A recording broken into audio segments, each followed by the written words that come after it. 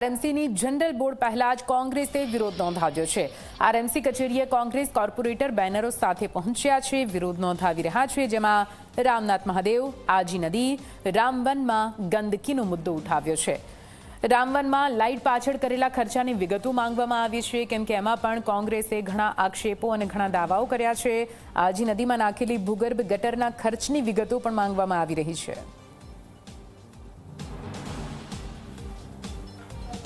રાજકોટ મહાનગરપાલિકાની સામાન્ય સભા પહેલા કોંગ્રેસ દ્વારા વિરોધ છે તે કરવામાં આવી રહ્યો છે અને જે રીતના દ્રશ્યોની અંદર આપ જુઓ કે કોંગ્રેસના જે કોર્પોરેટરો છે તે બેનર સાથે અહીં વિરોધ કરવા માટે પહોંચ્યા છે અને ગંદકીનો વિરોધ છે તે અત્યારે કરવામાં આવી રહ્યો છે। આપણી સાથે કોર્પોરેટર છે, તેમની સાથે વાત કરીશું। શું કહેશો, શેને લઈને વિરોધ કરી રહ્યો? અત્યારે જે વોર્ડ નંબર 14માં નદી કાંઠા ઉપર જે રામનાથ મંદિર આવેલું છે, એ મંદિરમાં એટલી ગંદકી છે કે તમે એના ગંજ ખડકાઈ ગયા છે, ગંદકીના ગંજ ખડકાઈ ગયા છે। અને મેયરશ્રી એવી વાતો કરે છે કે અમે અહીંયા રાજકોટમાં સ્વચ્છ અભિયાન ચલાવશું અને આ કાંઈ પણ હોય તમને ફોન કરશો, તો અમને એવું કાંઈ લાગતું નથી કે આ સ્વચ્છ અભિયાન એ ખાલી એક નામની જાહેરાત છે। ડિમોલેશન કર્યું છે ને એટલી ગંદકી છે કે ત્યાં જે નાના નાના બાળકો રહેશે એ બહેનો અમે ગયા હતા ત્યારે એમ કહેતા હતા અમારા છોકરાને કમળો થઈ ગયો છે, અમે બીમાર પડી છે। ત્યાં એટલી ગંદકી છે, પાણીના જે ભૂવા પડ્યા હતા એમાંય પાણી ભરેલા છે, જે ખોયદા છે એ અમુક જગ્યાએ હજી બુરવામાં નથી આવ્યા।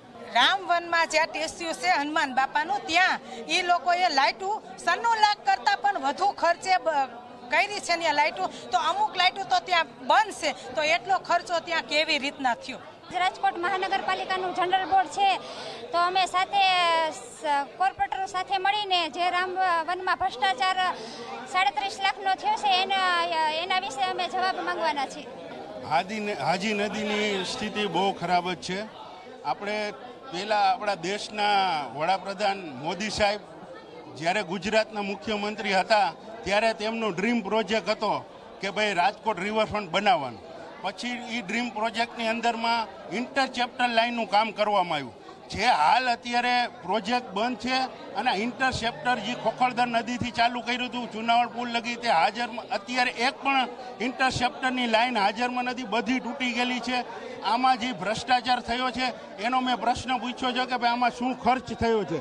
છેલ્લે અમારે એવી વાત હતી કે ભાઈ ગઈ ટર્મની અંદરમાં કે ભાઈ ચુનાવડ પુલથી કેસરી પુલ લગી રામનાથ મહાદેવ મંદિર ને ડેવલપ કરવું અને તે એટલા કટકામાં રિવરફ્રન્ટ બનાવો, તો એ રિવરફ્રન્ટ બનાવવા માટે તે લોકોએ પ્રોજેક્ટ તૈયાર કર્યો, પણ હાલ અત્યારે એક પણ કામ કરવામાં નથી આવ્યું। ડિમોલેશનના નામે ફરી એક વખત રાજકોટ શહેરની અંદર રિવરફ્રન્ટના પ્રોજેક્ટ ઉપર મોટા ખર્ચાઓ કરવામાં આવી રહ્યા છે, પરંતુ ક્યાંક રાજકોટ મહાનગરપાલિકાએ જે વિસ્તારની અંદર રિવરફ્રન્ટ બની શકે છે એટલાની અંદર શરૂઆત છે તે કરવી જોઈએ અને જે ખર્ચો અત્યાર સુધીમાં કરવામાં આવ્યો છે તેની વિગત છે તે મકબૂલ દાવદાણી દ્વારા માંગવામાં આવી છે। કેમેરા પર્સન ઉદય પવાર સાથે ગૌરવ દવે, ઝી મીડિયા, રાજકોટ।